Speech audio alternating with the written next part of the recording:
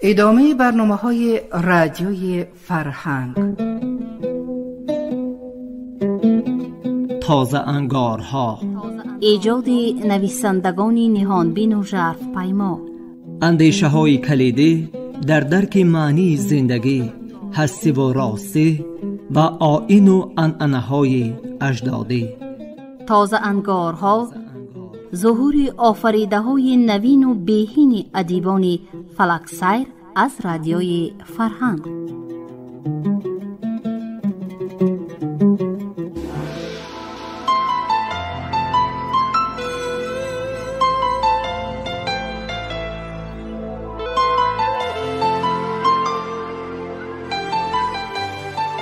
السلام علیکم شنوندگان عزیز. حالا از برنامه تازه انگارها گفتار هفتم را از اثر نویسنده عبدالحمید صمد پرانچک‌ها شنوید.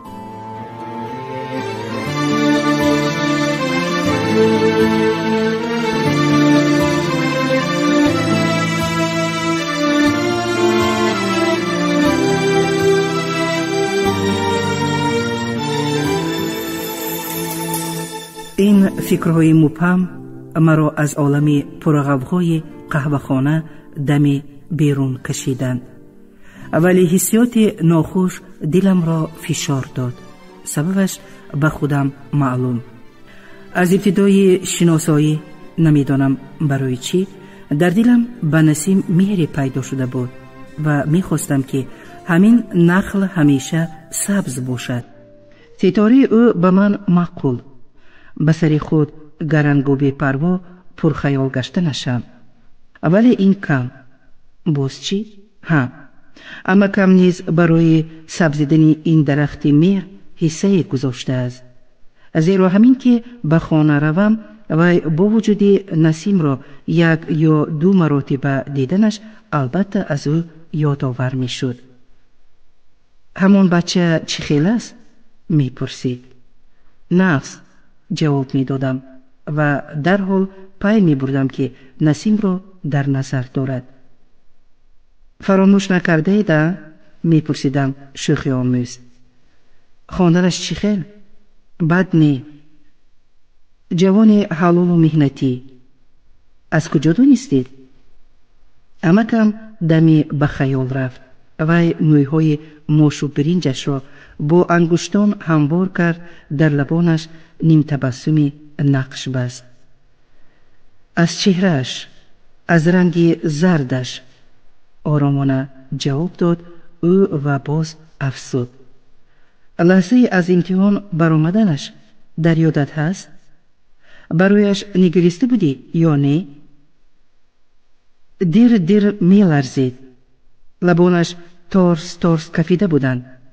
میدونی برای چی؟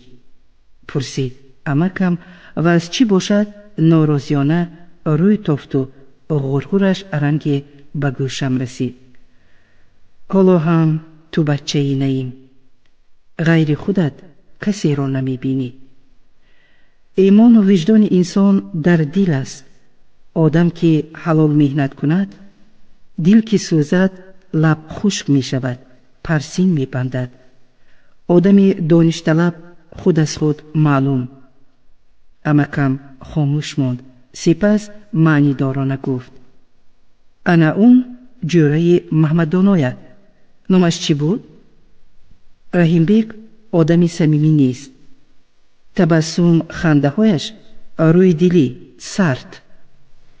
ای امک، خیالان حالا ندا کردم. شما هم چندان زیرک و آدم شناس نبوده ای. رحیم بیگ و قیس از رقصگاه خندان برگشته عرق نیمپوری ساغرها را به حلق ریختند و از لب و روی یکدیگر بی حساب بوسیدند. نغز رقصیدیم، گفت قیس. گل عروسک ها هی مات شدند. میدونی اکثریت اینها دختران آدم های کلان. یک تشه بدام افتانی کار ونگ می شود.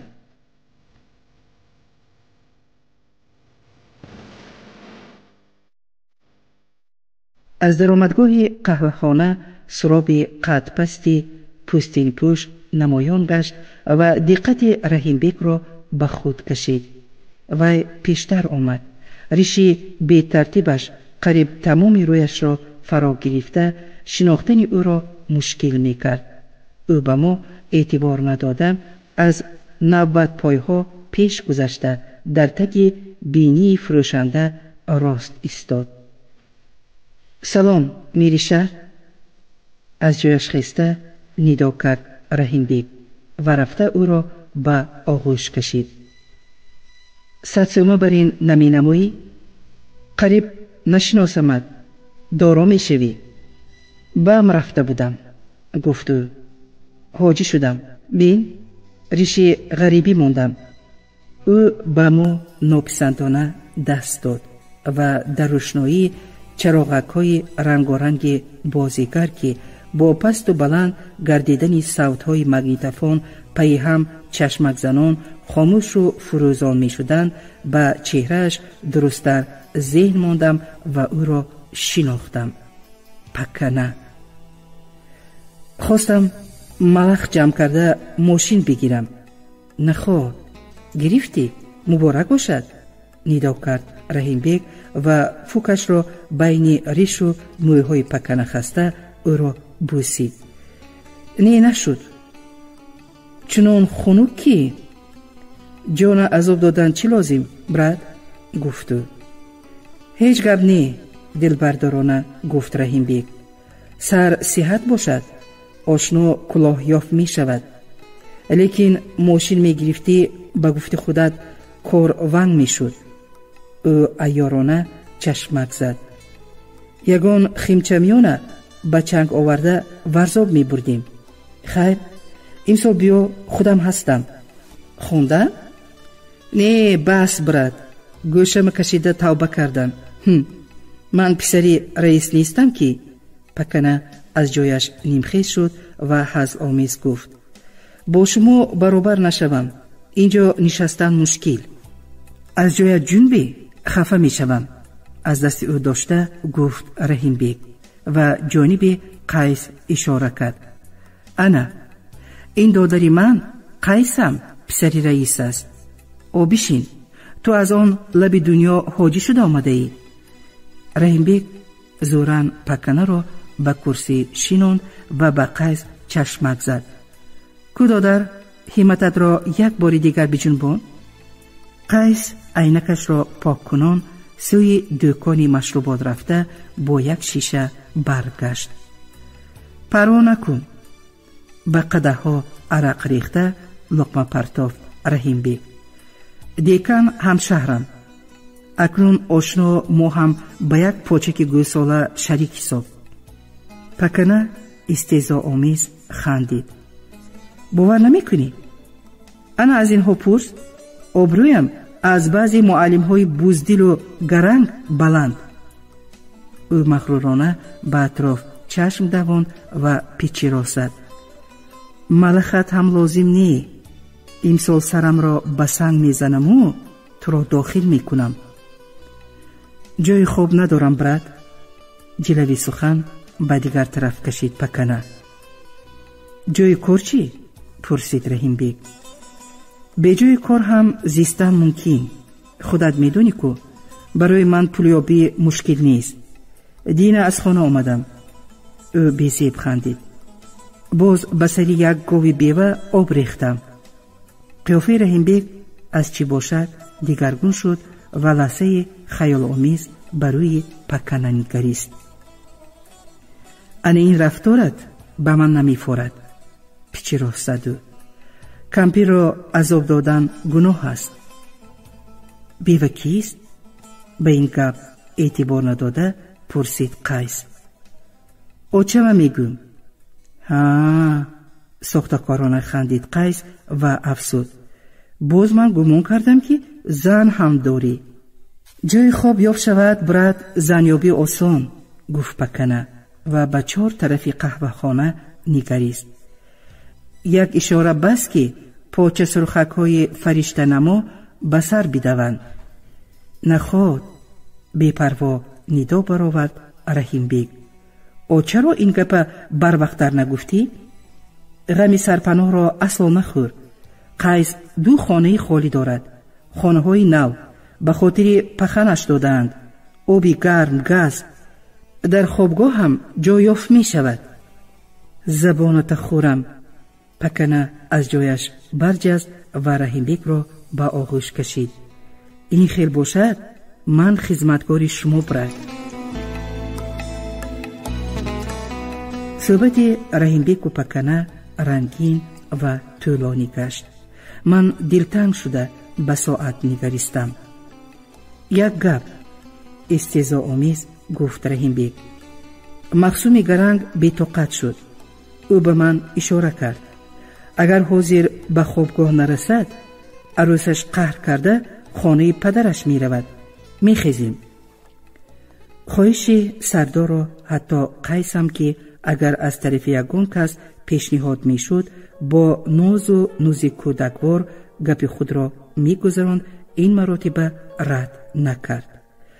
در سر خوابگاه دختران گویا به پیشواز ما برآمده بودند.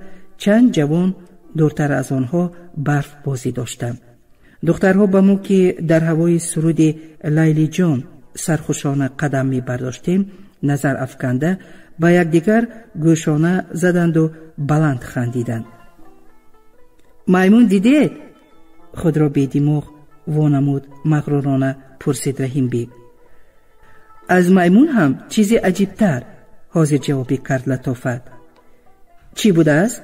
ما هم فهمیم جانم.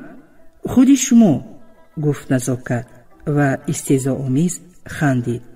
دیگرها امتحان سپردند و شما بینی سرخ کردید.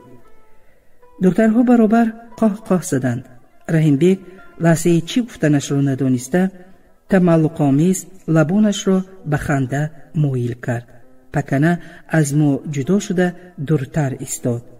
قیس از قهر فیغان لیلی جان را به فلک خیزاند و چون عادت دست روی مالش را برآورده به پاک کردن مگنیتوفون سرگرم شد.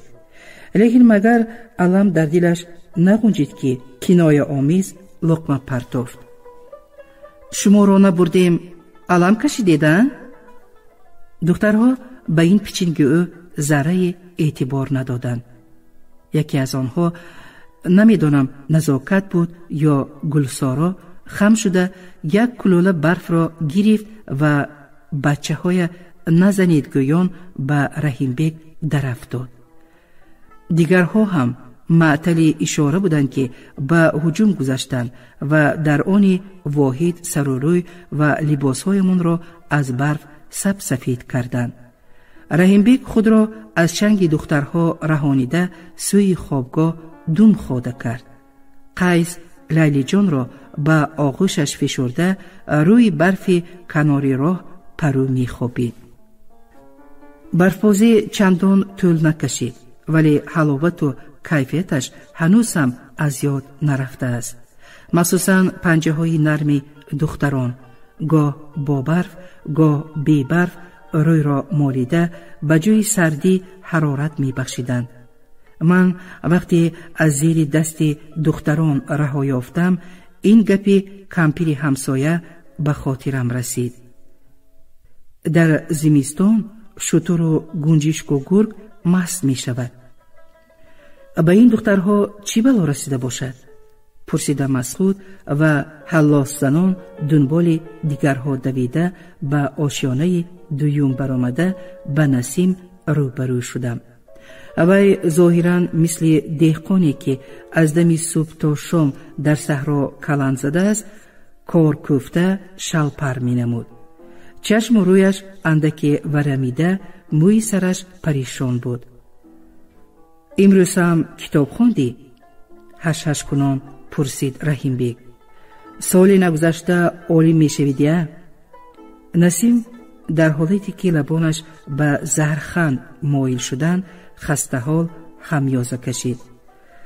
خواب کردم. عجیب کو؟ تو را خواب می برده است؟ راه روان پیچینگ زد رحیم بیگ.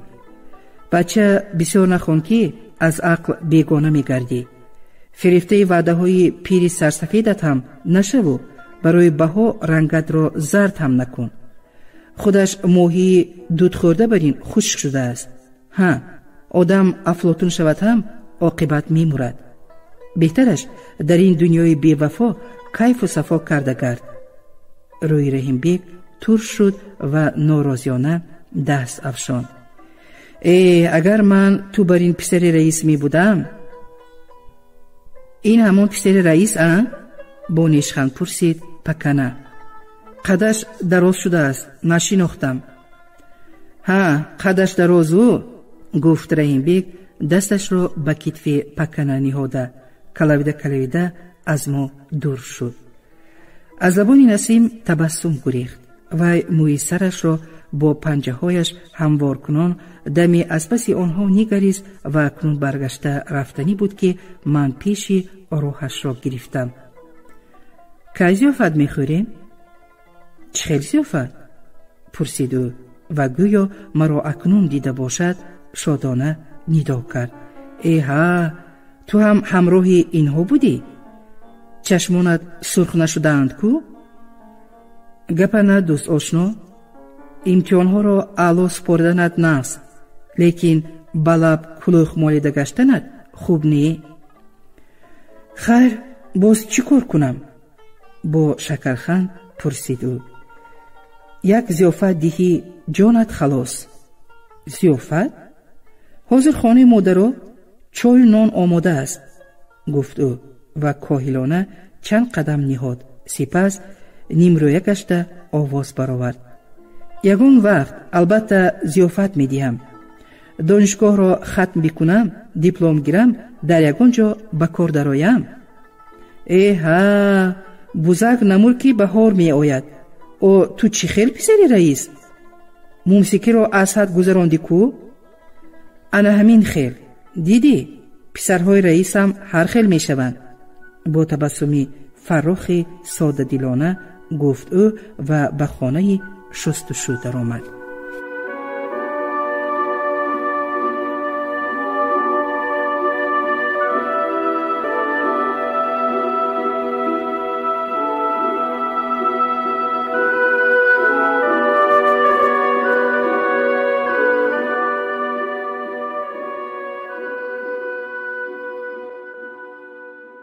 روز دیوم درس بعد تعطیل زمستانه جمعیت گروه ما برپا شد.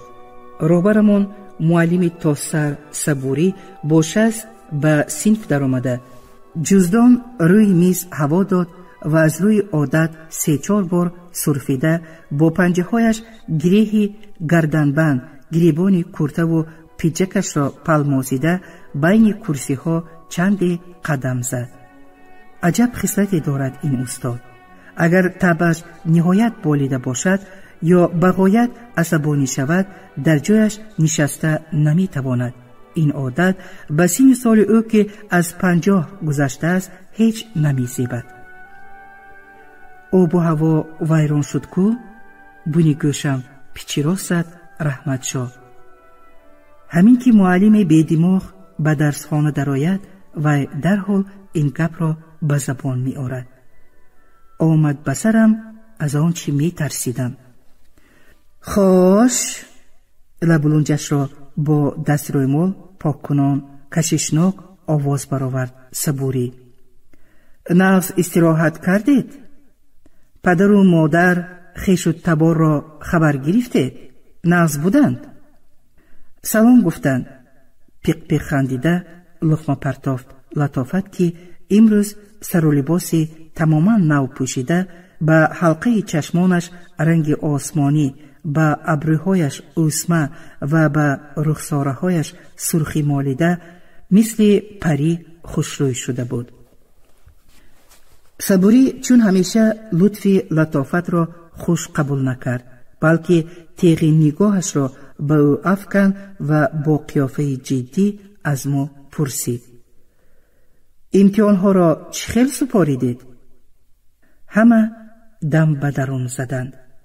قرضدارها گناهکارانه نگاه از معلم گریزانده سنگ پشتوار سر به درون گریبان خستند.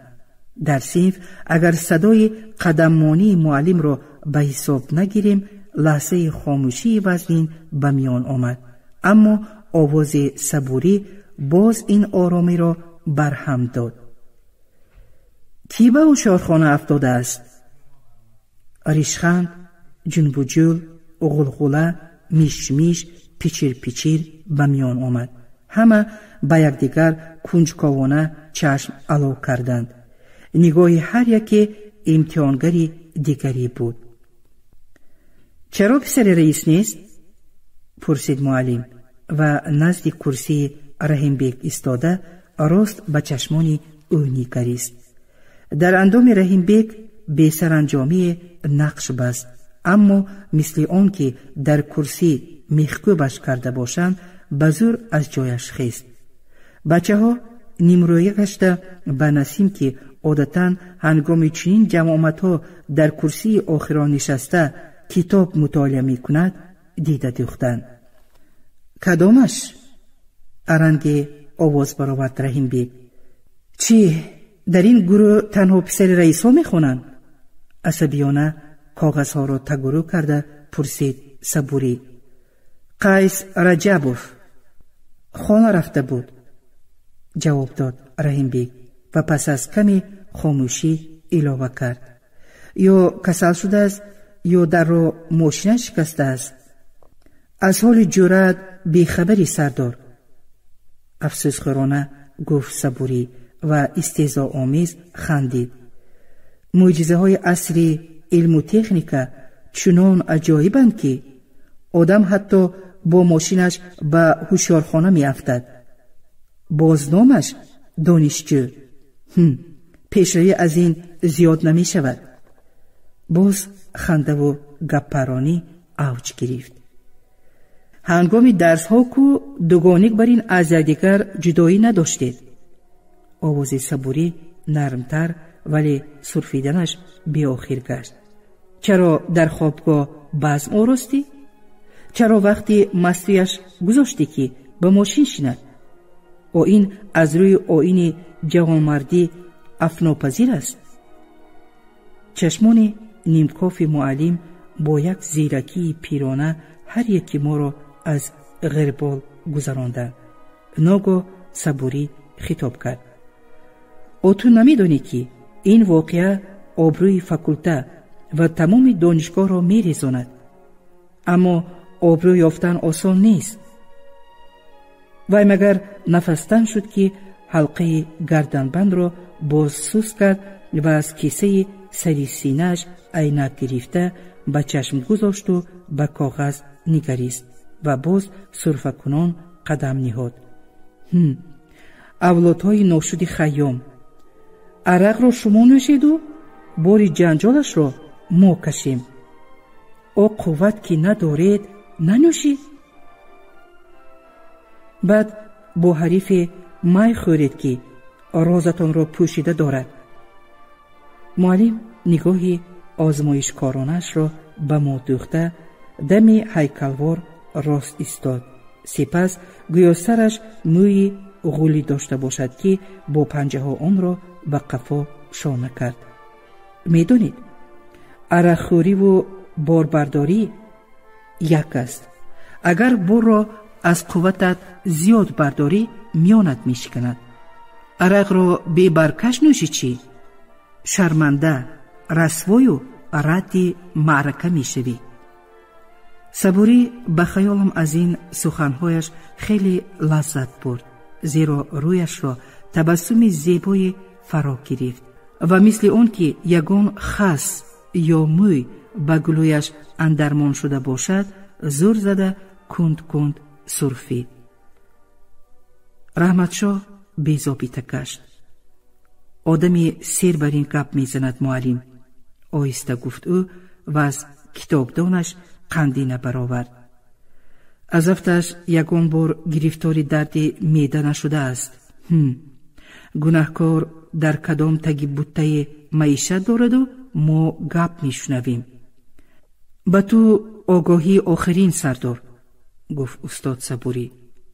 او تو یک چیز را به حساب گیر که در این گروه چشم دیکن و ما استادان هستی. هرچند رحیم بیگ مثل خلطه خالی روی کرسی نشست، دلش از این سخن استاد یقین آب خورد.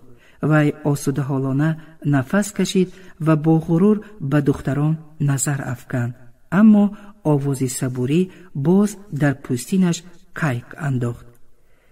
لیکن جانت با این محاکمه خلاص نمی شود. تو در نزد دیکن و تشکیلات کمسماری جواب می دهی.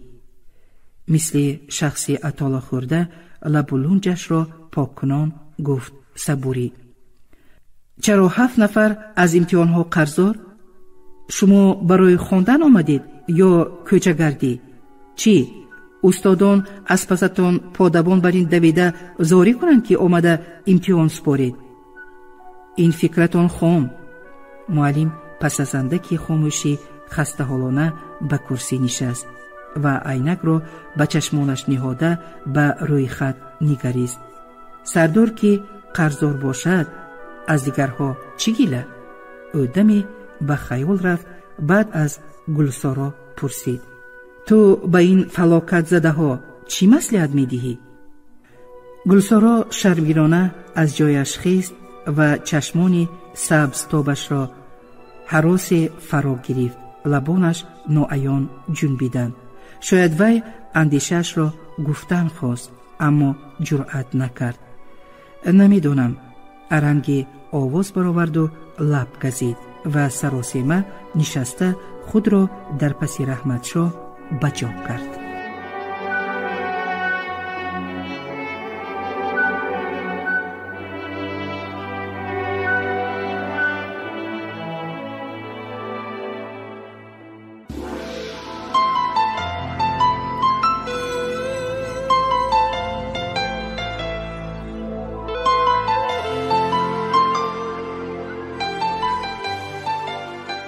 شما از برنامه تازه انگارها گفتار 7 را از اثر نویسنده عبدالحمید صمد پرانچک ها شنیدید.